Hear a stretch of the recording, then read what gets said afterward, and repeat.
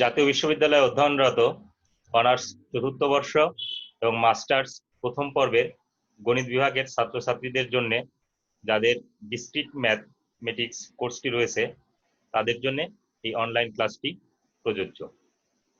আমরা online class শুরু করব।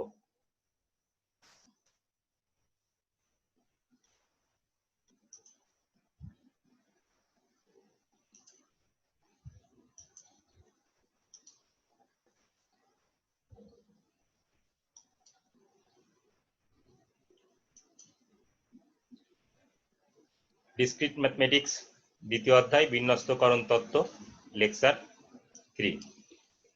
আমার পরিচয় Gautam Kumar Saha, assistant professor, department of mathematics, 27th BCS। চলো ক্লাস শুরু করি। বিন্যাস, আমরা বিন্যাস কাকে বলে এটি আমরা প্রথমে জানব।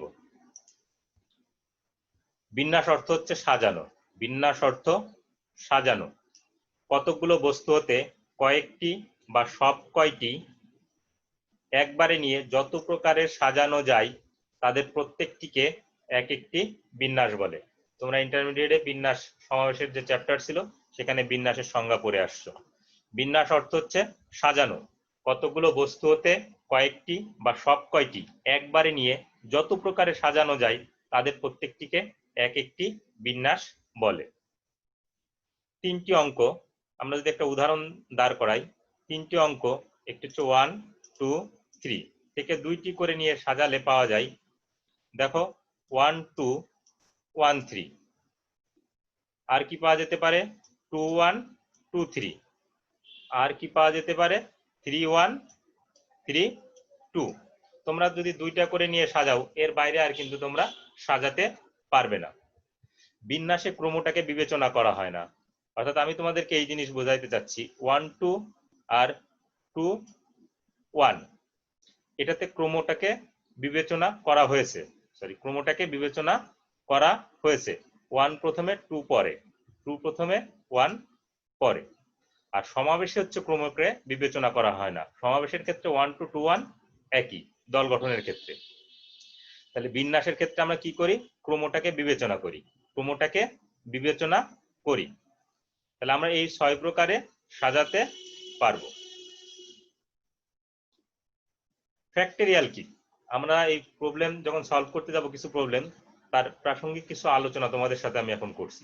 ফ্যাক্টরিয়াল কাকে বলে? কোনো স্বাভাবিক সংখ্যা n এর ফ্যাক্টরিয়াল বলতে বুঝি 1 থেকে n পর্যন্ত সকল স্বাভাবিক সংখ্যার গুণফল। 1 থেকে n পর্যন্ত সকল স্বাভাবিক সংখ্যার গুণফল, একে ফ্যাক্টরিয়াল চিহ্ন দ্বারা প্রকাশ করা হয়। যেমন 6 ফ্যাক্টরিয়াল, এটি দ্বারা আমরা কি বুঝি 6 into 5 into 4 into 3 into 2 into 1। তদ্রূপ 7 ফ্যাক্টরিয়াল সমান কি 7 into 6 into 5 into 4 into 3 into 2 into 1। তাহলে 7 ফ্যাক্টরিয়ালটা আবার আমরা ইচ্ছা করলে কত লিখতে পারি 7 into 6 ফ্যাক্টরিয়াল। কারণ কি এই 6 ফ্যাক্টরিয়াল সমান আবার 6 into 5 into 4 into 3 into 2 into 1। 0 factorial, আমরা 0 ফ্যাক্টরিয়াল সমান কত জানি 1। npr, n সংখ্যক জিনিস থেকে r সংখ্যক জিনিস নিয়ে যদি আমরা সাজানো হয় তাহলে npr এর সূত্র হচ্ছে n factorial divided by n minus r factorial. তোমাদের সাথে এই যতটুকু আলোচনা করলাম এর সবটুকু হচ্ছে তোমাদের ইন্টারমিডিয়েট বেজ লেভেলের। এখন গুণন বিধি, আমি একটু দেখবো তোমরা গুণন বিধি সম্পর্কে তোমাদের কেমন ধারণা। একটা কোশ্চেন যদি আমি এরকম তোমাদের ছুড়ে দিই যে একজন ব্যক্তি ঢাকা থেকে চট্টগ্রাম 3 ভাবে যেতে পারে। এ হচ্ছে ঢাকা, মনে করো তুমি ঢাকায় অবস্থান করতেছো, ঢাকা থেকে চট্টগ্রাম তুমি যেতে পারো বিমান, বাস, ট্রেন, এই 3 ভাবে যেতে পারো। এবং চট্টগ্রাম থেকে কক্সবাজার 2 ভাবে যেতে পারো। এ হচ্ছে চট্টগ্রাম, চট্টগ্রাম থেকে তুমি বিমানে যেতে পারো, বাসে যেতে পারো, দিয়ে কক্সবাজার পৌঁছাতে পারো। তাহলে ঢাকা থেকে, তাহলে কোশ্চেনটা খেয়াল করো, তাহলে ঢাকা থেকে চট্টগ্রাম হয়ে কক্সবাজার যাওয়ার উপায় নিম্নরূপ, মানে যার উপায়টা কত প্রকার। তাহলে আমরা একটু দেখবো কত প্রকারে যাওয়া যায়। তোমরা একটু খেয়াল করো, আমি ঢাকা থেকে যদি বিমানে যাই, চট্টগ্রাম থেকে বিমানে যেতে পারবো। তাহলে এটি একটি প্রসেস, বিমান বিমান। 1 নাম্বার, আমি ঢাকা থেকে বিমানে চট্টগ্রাম, চট্টগ্রাম থেকে বাসে কক্সবাজার। তাহলে বিমান বাস এটি হলো 2 প্রকার। এবার যদি আমরা ঢাকা থেকে চট্টগ্রাম বাসে যাই আর চট্টগ্রাম থেকে বিমানে যাই, তাহলে বাস বিমান, পরবর্তীতে বাস কক্সবাজারে পৌঁছে গেলাম। এখন যদি কেউ ঢাকা থেকে ট্রেনে যায় চট্টগ্রাম, সে চট্টগ্রাম থেকে বিমানে যেতে পারে। তাহলে ট্রেন বিমান কক্সবাজারে গিয়ে পৌঁছালো, ট্রেনে চট্টগ্রাম গেল, চট্টগ্রাম থেকে বাসে কক্সবাজার পৌঁছালো। তার মানে কি, আমরা প্রথম কাজটি 3 প্রকারে সম্পন্ন করতে পারতেছি, পরের কাজটি পৃথক 2টি প্রকারে সম্পন্ন করতে পারতেছি। অর্থাৎ মোট 3 গুণ 2 6 প্রকারে কক্সবাজার যেতে পারবো। আবার খেয়াল করো 6 প্রকার কি কি? বিমান বিমান, বিমান বাস, বাস বিমান, বাস বাস, ট্রেন বিমান, ট্রেন বাস। এই 6 প্রকারে আমরা কক্সবাজারে যেতে পারবো। এটি হলো গণনার গুণন বিধি, এটি গণনার গুণন বিধি। আমরা প্রবলেম সলভ করার ক্ষেত্রে এগুলো প্রয়োগ করব। সমাবেশ কি? কতগুলো জিনিস থেকে কয়েকটি বা সব কয়টি একবারে নিয়ে যত প্রকারে নির্বাচন বা দল, এখানে মূল জিনিসটি ক্রমটাকে বিবেচনা করা হবে না, ক্রমকে বিবেচনা না করে দল গঠন করা যায়, তাদের প্রত্যেকটিকে এক একটি সমাবেশ বলে। তাহলে সমাবেশের সংজ্ঞা কি? কতগুলো জিনিস থেকে সব কয়টি বা কয়েকটি একবারে নিয়ে যত প্রকারে নির্বাচন বা দল, সেখানে ক্রমটাকে বিবেচনা করা হবে না, বিবেচনা না করে গঠন করা যায়, তাদের প্রত্যেকটিকে এক একটি সমাবেশ বলে। এন সংখ্যক বিভিন্ন জিনিস হতে প্রত্যেকবার আর সংখ্যক জিনিস নিয়ে তোমরা যদি সমাবেশ করো, এই আর এর মান অবশ্যই এন থেকে বড় হতে পারবে না। কারণ তুমি বলেই দিচ্ছ যে এন সংখ্যক বিভিন্ন জিনিস হতে, তো তোমার আছে এন সংখ্যক, তার থেকে তুমি সাজাবা সর্বোচ্চ আর সংখ্যক সাজাইতে, আর যার মান এন এর সমান হতে পারে। প্রাপ্ত সমাবেশ সংখ্যাকে আমরা বলবো এন সি আর। তোমাদের বইয়ের নোটেশন এভাবে দেওয়া আছে, সি এন আর। আমরা এনসিআর এ অভ্যস্ত, তুমি এটিকে তাহলে শিখে নিবে যে সিএনআর এর অর্থ হচ্ছে এন সি আর, কম্বিনেটরিক্স এন সংখ্যক থেকে আর সংখ্যক। তোমাদের এখানে একটি উদাহরণ আমি দিয়েছি, 3 জন লোক এ বি সি থেকে তুমি 2 জন করে নিয়ে দল গঠন করবে। তাহলে সম্ভাব্য দল হবে কয়টি? সম্ভাব্য দল হবে 3টি। কি কি? A B, A C, B C. তুমি 2 জন করে নিয়ে দল গঠন করো, দেখো এই সম্ভাব্য 3টির বাইরে তুমি দল গঠন করতে পারবে না। এক্ষেত্রে একটু বলে রাখি, A B R B A দল কিন্তু একটাই, কিন্তু যদি আমরা বিন্যাসে যেতাম, তাহলে এ বি এবং বি এ দুইটা আলাদা, কারণ ওখানে ক্রমটাকে বিবেচনা করা হচ্ছিল, আর এখানে ক্রমটাকে বিবেচনা করা হয় না। তাহলে 3 জন লোক এ বি সি থেকে 2 জন করে দল গঠন করলে সম্ভাব্য দলগুলি হলো A B, A C, B C. তুমি এই 3টার বাইরে আর দল গঠন করতে পারবে না। তাহলে 3 জনকে যদি নিয়ে আবার দল গঠন করতে বলি, যে এ বি সি থেকে 3 জনকে নিয়ে যদি দল গঠন করো, তাহলে একটি দল গঠন করা যায়, এ বি সি। উপরের প্রত্যেকটি দলকে এক একটি আমরা সমাবেশ বলবো, উপরের প্রত্যেকটি দলকে এক একটি সমাবেশ বলবো। এনসিআর এর সূত্র তোমরা জানো, এনসিআর হচ্ছে n factorial divided by r factorial into n minus r factorial. NCR এর সূত্র হচ্ছে n factorial divided by r factorial into n minus r factorial. এগুলো ইন্টারমিডিয়েটের জিনিস। তাহলে NC1 সমান কত? আমরা যখন ক্যালকুলেশন করব, তাহলে NC1 সূত্রে লিখলাম n factorial divided by 1 factorial n minus 1 factorial. এখন এটিকে সহজ করার জন্য n ফ্যাক্টরিয়াল লিখতে পারি n into n minus 1 factorial. এখন n মাইনাস 1 ফ্যাক্টরিয়াল আর n মাইনাস 1 ফ্যাক্টরিয়াল কাটাকাটি করা যায়, আর তোমরা জানো 1 ফ্যাক্টরিয়াল মানে 1, তাহলে NC1 এর মান n, এই মানটিও তোমাদের মুখস্থ আছে, তারপর আমি ক্যালকুলেশন করে দেখিয়ে দিয়েছি। এরপরে যেটি আছে NC2, NC2 হচ্ছে n factorial divided by 2 factorial into n minus 2 factorial. এখন n ফ্যাক্টরিয়ালকে আবার আমরা লিখতে পারি n into n minus 1 into n minus 2 factorial. আমি শুরুতেই তোমাদেরকে দেখিয়েছিলাম 7 ফ্যাক্টোরিয়াল সমান 7 ইন্টু 6 ফ্যাক্টোরিয়াল। আবার 7 ফ্যাক্টোরিয়াল সমান লেখা যায় 7 ইন্টু 6 ইন্টু 5 ফ্যাক্টোরিয়াল। ঠিক একই পর্যায়ে n ফ্যাক্টোরিয়ালকে লেখা যাবে n into n minus 1 into n minus 2 factorial. আমরা n মাইনাস 2 ফ্যাক্টোরিয়াল কেন লিখবো? হরে n মাইনাস 2 ফ্যাক্টোরিয়াল আছে, কাটাকাটি করব। আর 2 ফ্যাক্টোরিয়ালের মান আমরা জানি 2 ইন্টু 1, 2 ইন্টু 1। তাহলে ফলাফল কত পেলাম? n into n minus 1 divided by 2। nc2 এর মান n into n minus 1 divided by 2। এখন যদি পার্টিকুলার কেসে আসি 3c1, তাহলে 3 factorial divided by 1 factorial into 3 minus 1 factorial, calculation করবে 3। আর তোমরা ক্যালকুলেটর আছে তোমাদের, ক্যালকুলেটরে 3c1 প্রেস করলেই তোমাকে দেখাবে 3। 5c3 এটি ক্যালকুলেশন করলে তোমাকে দেখাবে 10। এগুলো তোমরা ক্যালকুলেটরের ব্যবহার সবাই জানো।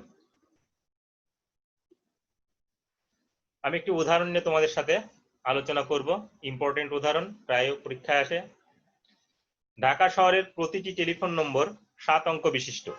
ঢাকা শহরের প্রতিটি টেলিফোন নম্বর 7 অঙ্ক বিশিষ্ট। সর্বশেষ অঙ্কটি শূন্য হবে না। তাহলে আমাদেরকে একটা একটা করে বার দিচ্ছে, সর্বশেষ অঙ্কটি শূন্য হবে না। কতগুলো টেলিফোন নম্বর পাওয়া যাবে, অর্থাৎ আমরা ঢাকা শহরে কতগুলো টেলিফোন নম্বরের সংযোগ দিতে পারবো বা নিতে পারবো। দ্বিতীয়, জোড় সংখ্যা বিশিষ্ট কতগুলি টেলিফোন নম্বর পাওয়া যাবে। তৃতীয় হচ্ছে কতগুলো প্লেন ড্রামস, অর্থাৎ সামনে বা পিছন থেকে পড়লে একই হয়। এখানে একটি উদাহরণ দিয়ে দিছে, পরীক্ষার হলে এরকম উদাহরণ দেওয়া থাকবে না।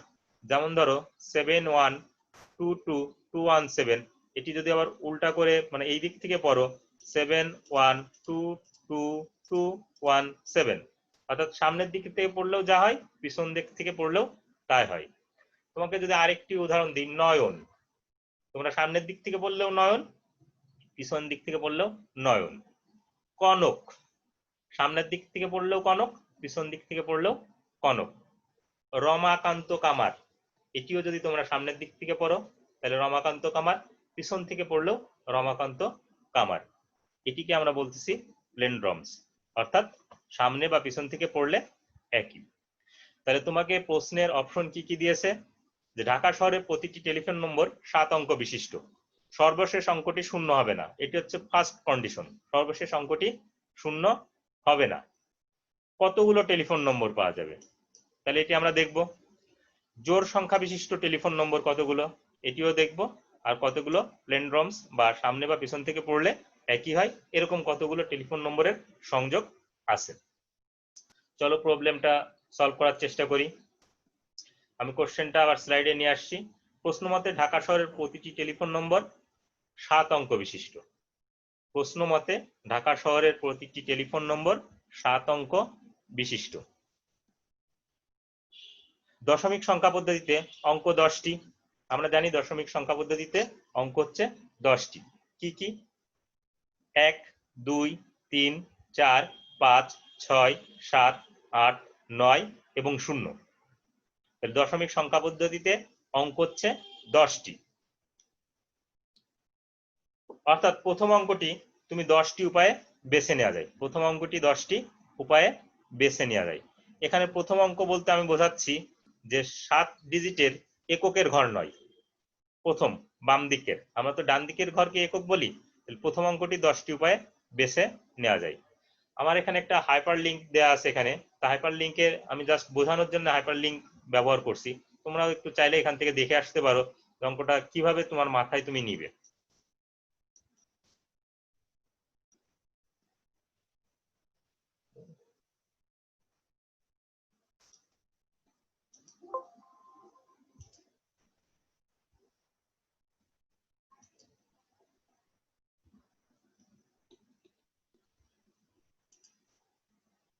এখন দেখো, একটু মনোযোগ সহকারে দেখো, এটি তোমাদের পরীক্ষা হলে দেখানো লাগবে না, এটি জাস্ট তোমাদের বোঝার জন্য আমি এই কাজটি করেছি। এককের ঘরে শূন্য বসতে পারবে না, তাহলে এককের ঘরে কোন কোন অঙ্কটি বসতে পারবে? 7 অঙ্ক বিশিষ্টের 1 বসতে পারে, 2 বসতে পারে, 3 বসতে পারে, 4, 5, 6, 7, 8, 9। তাহলে এককের ঘরটা তুমি যে কোনো 9 উপায়ে পছন্দ করতে পারো। তুমি এককের ঘরটা যেহেতু আমাকে বলা আছে শূন্য বসতে পারবে না, তাহলে 9 উপায়ে।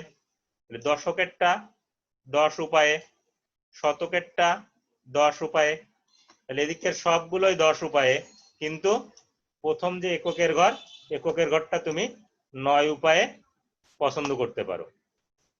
এগুলি সব 10 উপায়ে। দেখো আমি নিচে লিখে দিয়েছি। অর্থাৎ এককের অঙ্ক 9, দশক 10, শতক 10, হাজার 10, অযুত 10, লক্ষ 10, নিযুত 10, তোমরা যেভাবে অভ্যস্ত। এখন তাহলে মোট কত প্রকারে সাজাতে পারবো? আমি তোমাদেরকে গণনার গুণন বিধি দেখিয়ে আসছি। তাহলে 10 গুণন 10 গুণন 10 গুণন 10 গুণন 10 গুণন 10 গুণন 9, তারপরে 10 টু দি পাওয়ার 6 ইন্টু 9 যা আসে, 10 টু দি পাওয়ার 6 ইন্টু 9। তাহলে আমরা এটি হচ্ছে বোঝার জন্য তোমাদেরকে দেখিয়ে আসলাম। এখন আমরা আমাদের অঙ্কে চলে যাই।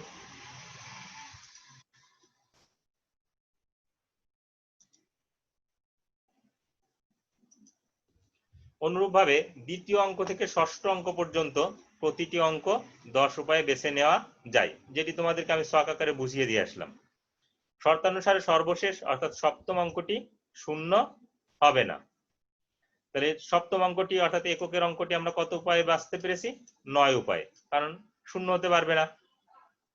তাহলে প্রার্থিত টেলিফোন নম্বর সংখ্যা, তাহলে নির্ণয় প্রার্থিত অর্থাৎ আমরা কতগুলো টেলিফোন নম্বরের সংযোগ দিতে পারবো? 10 টু দি পাওয়ার 6 ইন্টু 9। তাহলে এককের ঘরে শূন্য থাকবে না, এরকম টেলিফোন নাম্বার কতগুলি? 10 টু দি পাওয়ার 6 ইন্টু 9। ফলাফল এটি।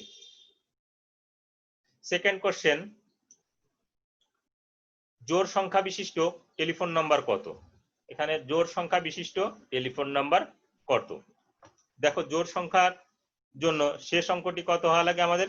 0, 2, 4, 6, 8, এদের কোনো একটি হবে, কিন্তু প্রশ্ন মতে শেষ অঙ্কটি শূন্য হতে পারবে না। তাহলে শেষ অঙ্কটি শূন্য হতে পারবে না। তাহলে জোড় সংখ্যার জন্য আমরা জানি এককের ঘরে 0, 2, 4, 6, 8 এদের কোনো একটি হবে, কিন্তু প্রশ্ন মতে শেষ অঙ্কটি শূন্য হতে পারবে না। তাহলে এককের ঘর আমরা কয় প্রকারে বাছাই করতে পারবো? 4, 1, 2, 3, 4। তাহলে এককের ঘরের অঙ্কটি আমরা 4 উপায়ে বেছে নিয়ে যেতে পারে। তাহলে জোড় সংখ্যা বিশিষ্ট টেলিফোন নাম্বার কত হবে? জোড় সংখ্যা বিশিষ্ট টেলিফোন নাম্বার হবে 10 টু দি পাওয়ার 6 ইন্টু 4, কারণ তোমাকে 7 অঙ্ক বিশিষ্ট, প্রথম 6টা অঙ্কের উপর কোনো বার নেই, বার হচ্ছে এককের ঘরের উপর। এককের ঘর জোড় হয় কখন? 0, 2, 4, 6, 8 থাকলে। তাহলে এখানে আমরা যেহেতু শূন্য নিতে পারবো না এককের ঘরে, তাহলে এককের ঘরটা 4 উপায়ে বাছতে পেরেছি। তাহলে 4 ইন্টু 10 টু দি পাওয়ার 6।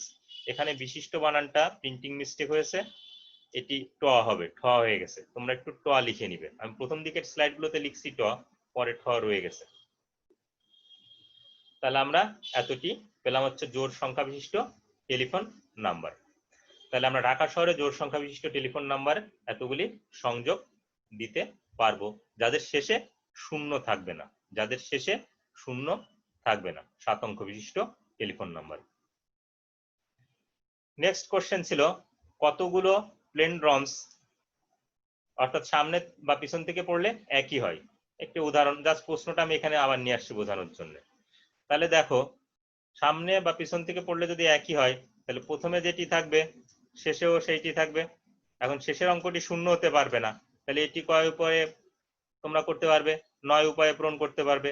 আর এটি যখন 9 উপায়ে পূরণ করবে, এটি আর তোমার চয়েসের অপশন থাকবে না, এটিও সেই একই প্রক্রিয়ায় 9, অর্থাৎ যে কোনো একটা জায়গা থেকে চয়েস করতে হবে। এই জায়গাটা তুমি 10 উপায়ে পছন্দ করতে পারবে, তাহলে এটিও 10 উপায়ে। তাহলে একটা চয়েস করলে তাহলে এটা চয়েস করতে পারবে না।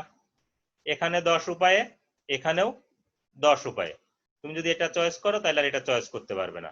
অর্থাৎ আর এই মাঝের যেটা আছে, মাঝেরটা তুমি কত প্রকারে? মাঝেরটাও তুমি 10 প্রকারে চয়েস করতে পারো। তাহলে আমরা একটু দেখে আসি আমাদের কি ঘটনা দাঁড়ায়। 7টি অঙ্কের সংখ্যার মাঝের অবস্থান একটি, যা চতুর্থ অবস্থানে। তাহলে এইটা হচ্ছে আমাদের মাঝের অবস্থান। এটি হচ্ছে আমাদের মাঝের অবস্থান, ফোর্থ পজিশন।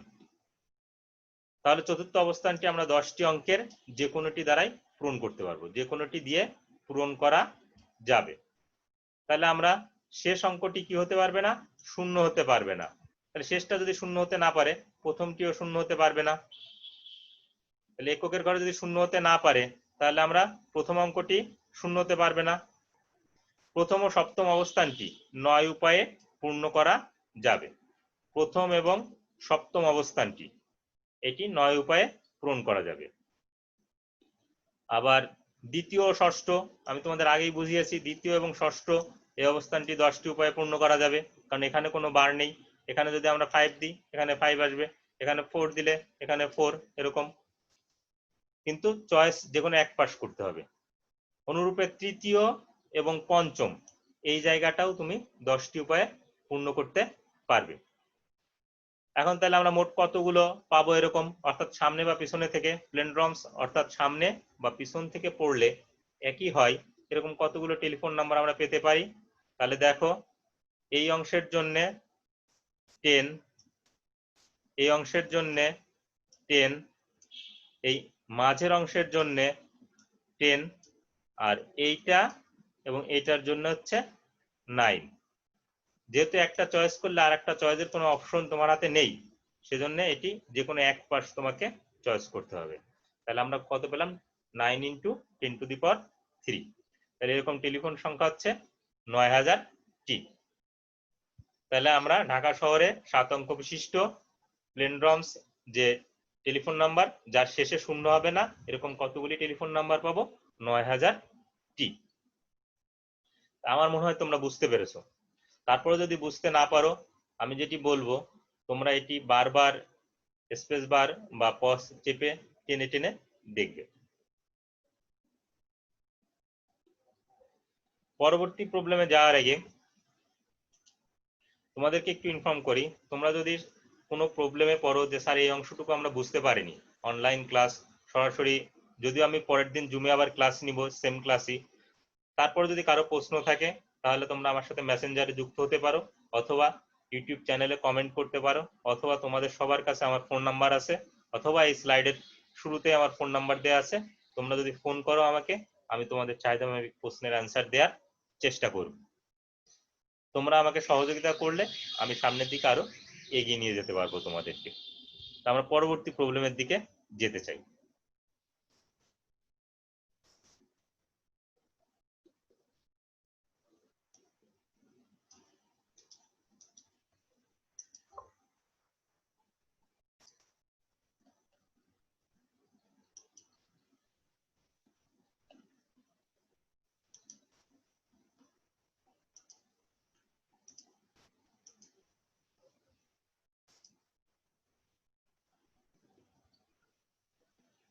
এখানে আমরা একটু দেখি প্রবলেমটা, মনোযোগ সহকারে দেখার চেষ্টা করি। 2, 3, 5, 6, 7, 8 সংখ্যাগুলো থেকে পুনরাবৃত্তি না করে 3 অঙ্ক বিশিষ্ট বা 3 অঙ্কের কতটি সংখ্যা তৈরি করা যায়? 2, 3, 5, 6, 7, 8, তার মানে কয়টি আছে? 3, 3, 6টি। এই সংখ্যাগুলো থেকে পুনরাবৃত্তি না করে 3 অঙ্কের কতটি সংখ্যা তৈরি করা যায়? নেক্সট কোশ্চেন হচ্ছে, এই সংখ্যাগুলোর মধ্যে কতটি সংখ্যা জোড় সংখ্যা হবে? নেক্সট কোশ্চেন হচ্ছে, এই সংখ্যাগুলোর মধ্যে কতটি সংখ্যা বিজোড় সংখ্যা হবে?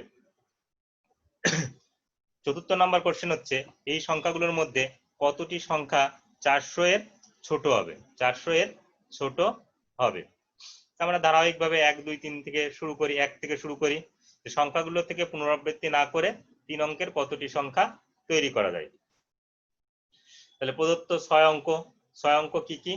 2, 3, 5, 6, 7, 8, এখানে মোট 6টি অঙ্ক দ্বারা 3 অঙ্কের সংখ্যা আমরা গঠন করব।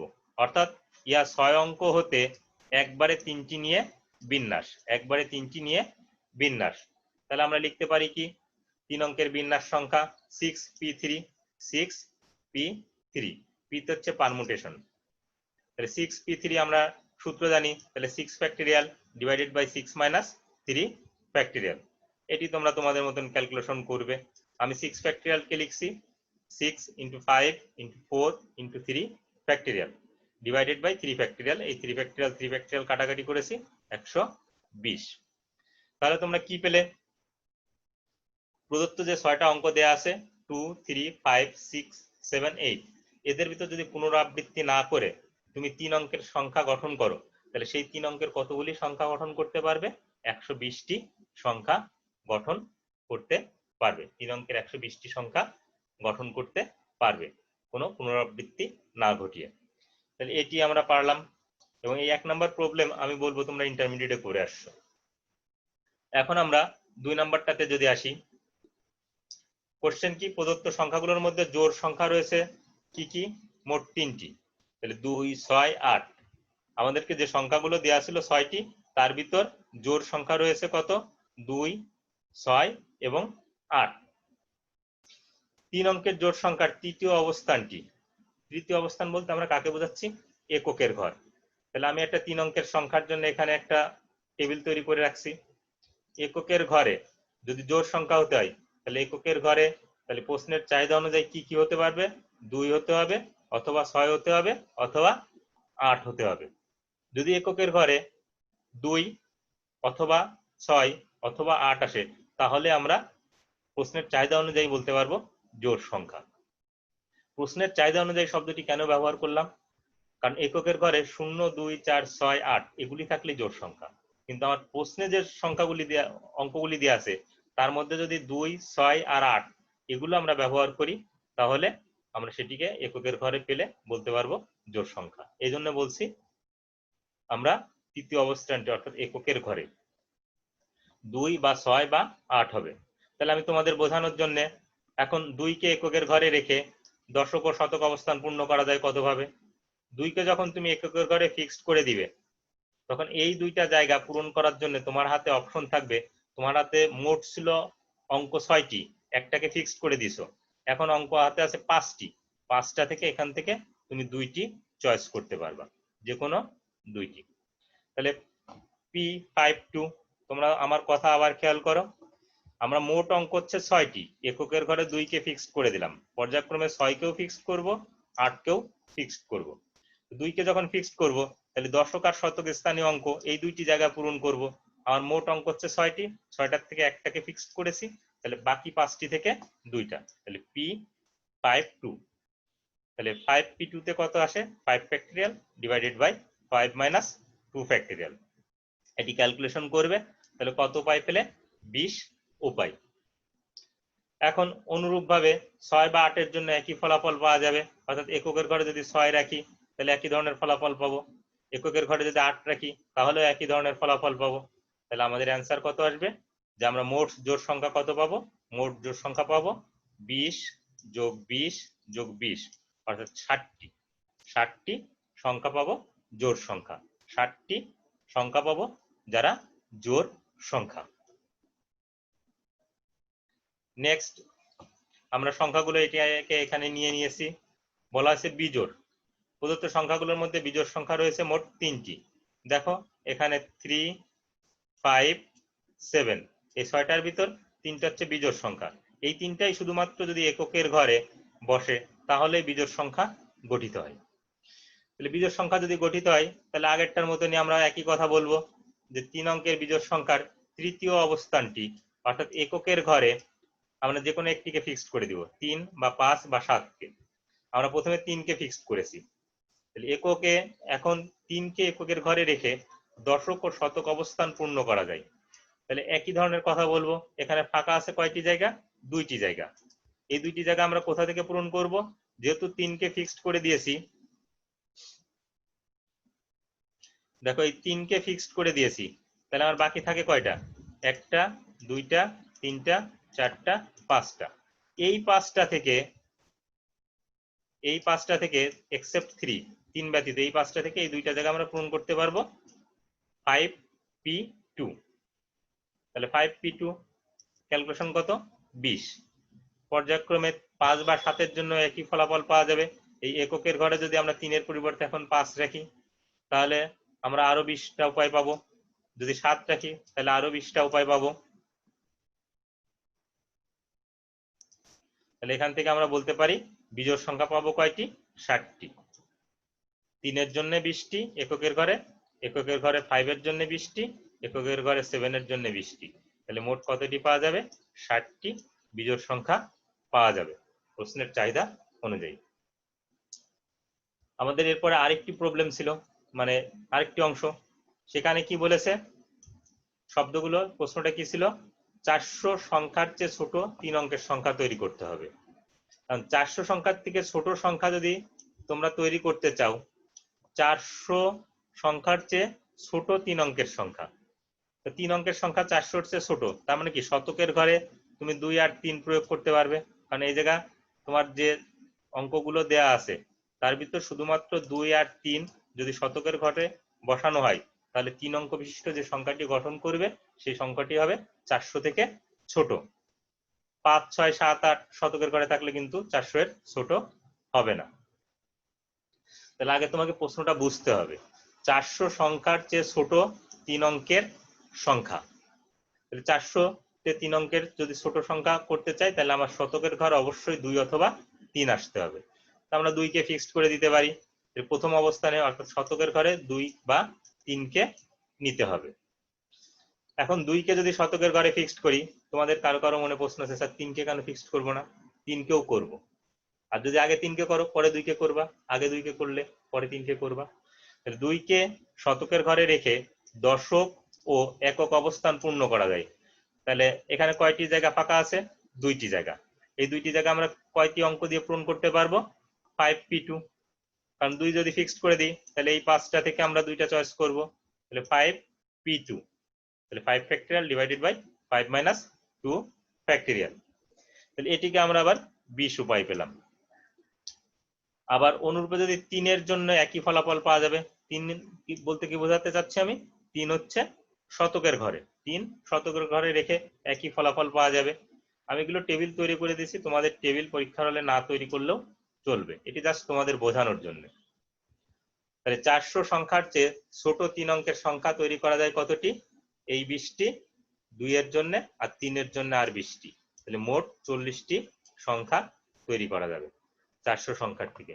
তাহলে পুনরাবৃত্তি না ঘটিয়ে 2, 3, 5, 6, 7, 8 সংখ্যাগুলোর মধ্যে যে কোনো 3টি নিয়ে আমরা 400 এর চেয়ে ছোট সংখ্যা কতটি গঠন করতে পারবো? 40টি গঠন করতে পারবো। এই সবগুলি প্রবলেমই প্র্যাকটিস নির্ভর। তুমি যদি প্র্যাকটিস করো পরীক্ষার হলে অ্যাটেন্ড করতে পারবে, আদারওয়াইজ পরীক্ষার হলে অ্যাটেন্ড করতে পারবে না। এবং পড়ালেখাটা আমি আগেও বলছি যুক্তি নির্ভর, তোমাকে যুক্তি দিয়ে দিয়ে পড়া মাথায় নিতে হবে এবং সেটার অ্যাপ্লাইও তোমাকে করতে হবে।